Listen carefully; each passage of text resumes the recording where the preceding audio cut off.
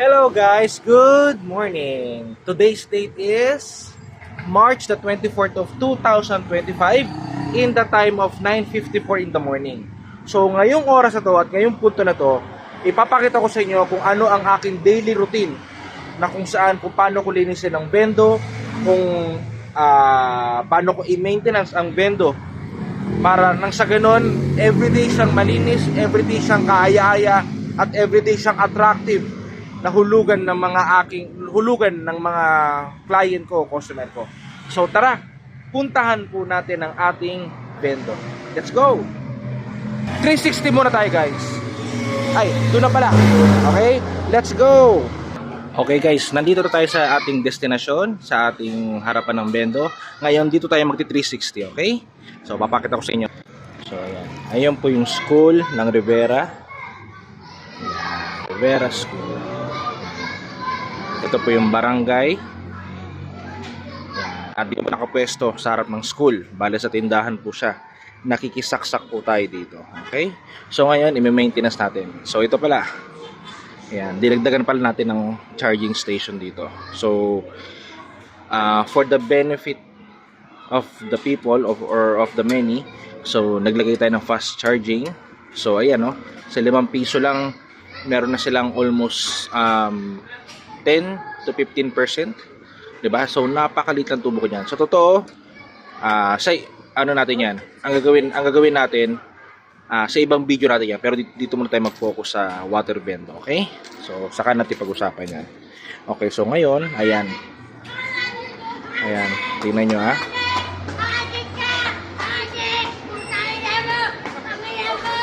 Ayan. So ayan. May nagwawala.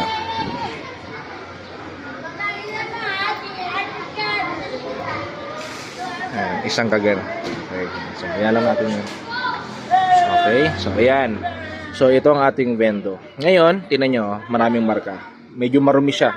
Okay.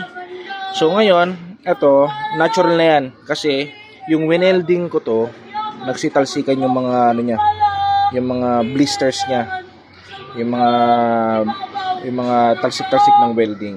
Okay. So nandiyan na yan. So nagsisi ako. Pero dapat pala tinakpan ko. Pero nevertheless, kailangan bawi tayo sa ibang lugar niya. Kailangan malinis. Ayan.